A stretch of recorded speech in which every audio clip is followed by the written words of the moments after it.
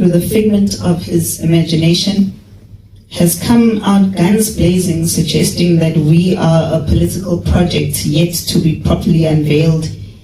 And on some days, he claims we are a project of the IFP, some days of the MK. Only 20 African countries will have centers to process all the visas in Africa for 54 countries. For example, in Nigeria, Abuja will be ended, but services will still be available in Lagos. And in South Africa, for tribalism. That journalist till today has never apologized.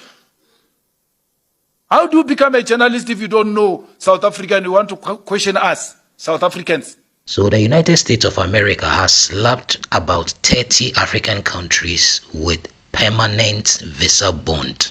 Meaning if you travel or you want to travel to America, you would have to make a down payment of from $10,000, $15,000 to $20,000. Put that money down. After giving you a visa, that's when you pay that money, just to show that when you go, you will not go and stay, but you will come back, and that money will be refunded to you. And also, there are so many African countries that now US is taking their embassies from. So now if you are in certain countries like Malawi, you need to go to Kenya if you want to travel to the US for your visa. It's crazy. And JACINTA also held a press conference, and I'm here to share all that with you. Let's go into the video. Don't forget to like, don't forget to subscribe. You don't lose anything by liking. Just give the video a thumbs up. Let's go. Trump administration is rolling out a new permanent visa bond requirement.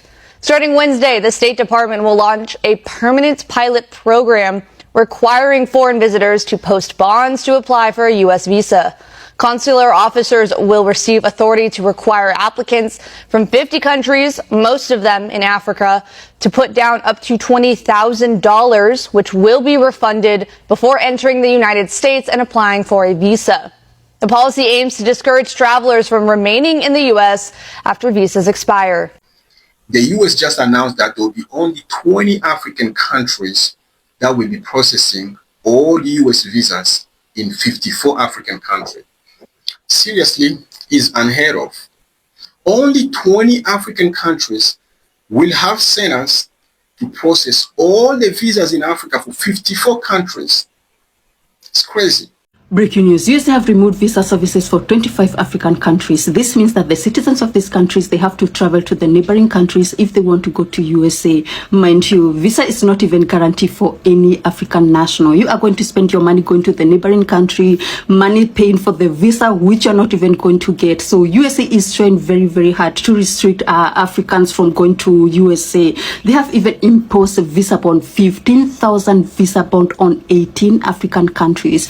Don't also forget that there are a lot of restrictions for different African countries from going to USA. And nowadays they have removed visa services for 25 African countries. So this is the list of the countries. So number one is Nigeria. They closed the visa services in Abuja, but it will proceed in Lagos. Number two is Zambia, Zimbabwe, Botswana, Namibia, Malawi, Mozambique, Lesotho, Eswatini, Niger, Chad, Burkina Faso, Mali, Gambia, Guinea, Benin, Congo, Burundi, South Sudan, Eritrea, Gabon, Sierra Leone, Mauritius. And then in 23 African countries. This is not a travel ban. This only means that you're going to have to travel to another African country to get these services. So starting August 1st, 2026, the U.S. has ended routine visa services at embassies in 23 African countries. These are the countries. I'm not going to name all 23. And in certain countries, they're just ending the visa services in those embassies, but they're moving them to another city. For example, in Nigeria, Abuja will be ended, but services will still be available in Lagos. And in South Africa, Durban, they're ending it there, but services is still available in Cape Town and Johannesburg. So here's the cities where it's completely no services in these 23 African countries: Benin, Burundi, Eritrea, the Gambia. Y'all could pause this and read the rest: Malawi, Niger, Republic of Congo, Zambia, Zimbabwe, South Sudan, so on. Here's the services where the countries will have these services still available. Accra, Ghana, Nairobi, Kenya, Dakar, Senegal, and you could pause the rest. Like I stated before, Lagos, Nigeria, Johannesburg, and Cape Town. This change is for stronger security screening, faster and more efficient visa processing, and better use of staff and resources. Once again, the U.S. visa have not been canceled for these countries. Only routine processing has moved to regional hubs. Yeah, y'all just gonna have to make a trip to another country, but if they don't have those services in those 23 countries. So today marks 34 days after the entire South Africa, particularly those who love their country, took to the streets. We had over 300 marches across the country, which resulted in over 200,000 South Africans taken to the streets on the same day. And we must categorically state that South Africans are not violent. South Africans are not xenophobic, and their cry is that of the soul of South Africa, and it must be protected. These protests were free from any violence. This was not occasioned by the wasteful expenditure and the dramatization of the people's pain by their very own government. We must state over and over again that there was no destruction of property, not because South Africans are scared of government or they're incapable, but there was no violation of the rights of foreign nationals, and it was not because of the police, but it was because South Africans love their country. They respect its laws, and we subscribe to the spirit of Ubuntu, and all that we want is the enforcement of the country's laws. Our communities and 27 anti-illegal immigration civic organizations are the ones that worked tirelessly in a quest to root out the lawlessness and the effects of illegal immigration that had almost become a permanent mark in our country. Over 100,000 illegal immigrants have left our communities, and eventually they were repatriated back to their own countries. Many of these fellow brothers and sisters lived under inhumane conditions. They lived in informal settlements, and in these places, many of them contributed to the skyrocketing crime, while others were being used as modern-day slaves by those who own the means of production, which is a cruel system, and we are prepared to fight for and die for if needs be. And this Minister of Police that we have does not ever, not once, meet with black communities to listen to our cries. He does not see a need to come to our townships and listen to what the people have to say. On the other side, yet the minister has continuously engaged with foreign nationals, particularly those from Pakistan and Somalia, and interestingly has left out those from Malawi, Zimbabwe, and Congo. For many years, South Africans have accepted that they are second-class citizens in their own country. But today we confirm that they have decided to stand up for themselves, and they want to be treated the same way that minority groups are treated. Through the figment of his imagination, has come out guns blazing, suggesting that we are a political project yet to be properly unveiled. And on some days he claims we are a project of the IFP, some days of the MK, some days of Israel, depending on what mood he's in or what substance. Not one of the boss's press briefings seeks to acknowledge the damage and pain that they have caused to the many families from their negligence of our borders. How many more families have been destroyed because of the drugs and corrupt activities, as we have heard at the Madlanga Commission? When does he apologize to the parents whose children have died because of scholarship killings or the scholarship mafias? Or are those families also political parties or political projects? In his last episode of his live recorded broadcast in the media, Mr. Mbalula illogically stated that the movement was not happy that other members had met with the president. Yet we had already addressed this issue in our statement, where we stated that everyone has a right to meet with anyone, including the president. Our focus has always been in protection of the citizens of this country and not on getting photo ops.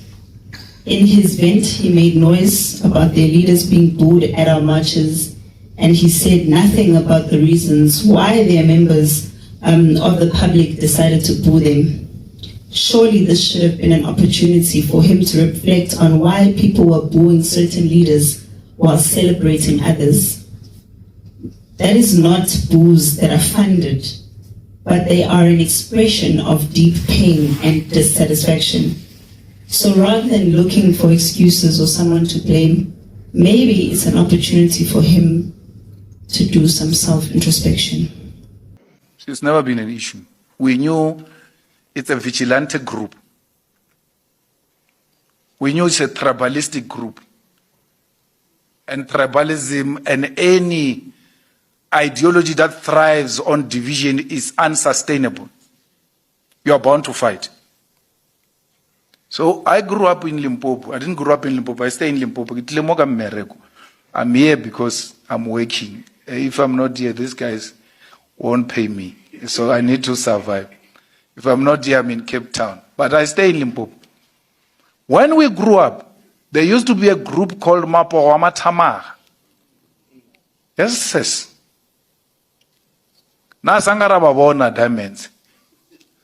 Mara people just used to take a placard and put at the property and say, this property is protected by Mapowamatama, a vigilante group. I don't know where they are, those people.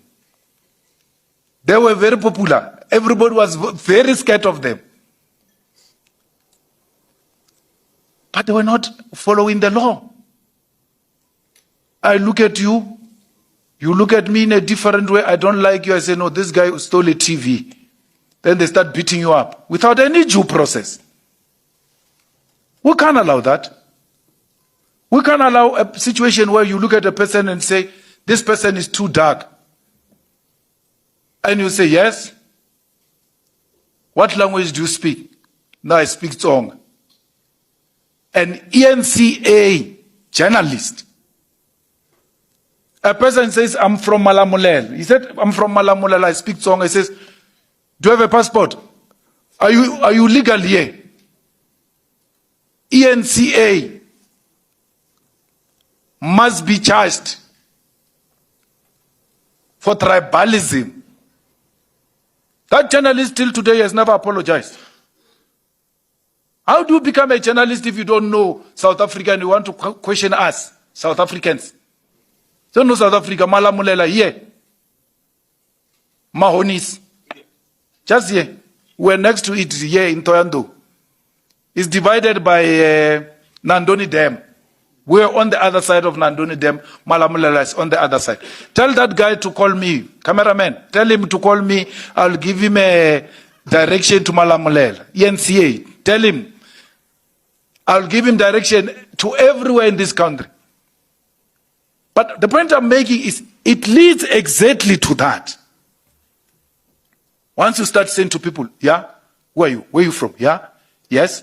Can you say this in Zulu? Can we come on? Because I can tell you the Zulus in Soweto, the Zulus in Ikuruleni, many of them were born there. They can't say this in Zulu. But it doesn't make them less Zulu. Doesn't make them less Zulu. Some villager sits there and wants to decide what must happen. We don't want illegal foreigners. We don't want them. We want them legalized. They are here. And issues of migration are not just national issues. They are governed internationally on how those people get to be treated. And when you get isolated internationally, you start saying, yeah, but they don't want us. What are you talking about? I'm not talking about exile. I'm not talking about those who went to the camps, who got rich and them. I'm talking about the economy of this country. It was built by everyone in Southern Africa. This Gauteng you're talking about it has got sweat of Mozambicans who were brought here to come and build this economy. That's why many of these people, many of us, if we were to trace us, it takes us back to the continent. You must listen to my grandfather who passed away now, when he praises me in one of the praises he conducted at the manifesto launch of the EFF, I think in Polokwane. At the end of that praise singing, he says, Malema Muzimbabwe. Beat me if you can. Could this be the best solution for countries who overstay the visa? The United States State Department has decided to make the visa bond program permanently free after running a pilot program. Let's talk about it. Under the new rule, the United States consular officers will require certain individuals from different countries, those 50 countries, to have a bond of $20,000 once they get the visa to come to the United States. And the thing is, if they overstay the visa, that $20,000 will go to the U.S. government. That bond program only applies to those 50 countries. Africa, wake up. Africa, unite. Africa, open your borders. Look at what the European countries have done, or the European nations have done. They've opened their borders. There's free movement of their citizens. Look at how the West have also done, all the Asians have done. Africa, why are we restricting the movement of our brothers? Why? Now look at what has happened in Malawi. And this should be a wake-up call to all the African countries. And this should also tell our leaders to wake up. Malawians are now subjected to a crazy visa policy by the US. Meaning, for them to be issued a US visa, can you imagine they have to fly all the way from Malawi to Kenya just to be issued a US visa? Isn't that not an insult? Isn't that not an insult? If someone has to use an extra cost, fly or maybe if you're using by road, actually if you're using road from Malawi to Kenya, it's almost 3 days. If you're flying, that's 2,000 kilometers to just be issued a US visa. Why can't they be issued the same US visa under the US embassy that is in Malawi? I'm speaking this because it should be a wake-up call to all African countries, because this is like belittling us. You want to visit my country, now you have to go to another country to be issued the visa for you to visit my country. Make that make sense. This is just a problem of our bad leadership, and leaders who are African leaders are seriously self-centered, and we have to change this. African leaders, please have Africa as your child. Make Africa work for Africans by opening your borders, by making us have a free trade towards each other. Don't restrict us. You know, when you're doing this, that's why someone wants to get a visa to go to America, just to think maybe they are actually thinking that they might have a, how do you call it, a greener pasture there. No. This should be a wake-up call. This is a serious insult to Africa, not just Malawi. This should be a wake-up call.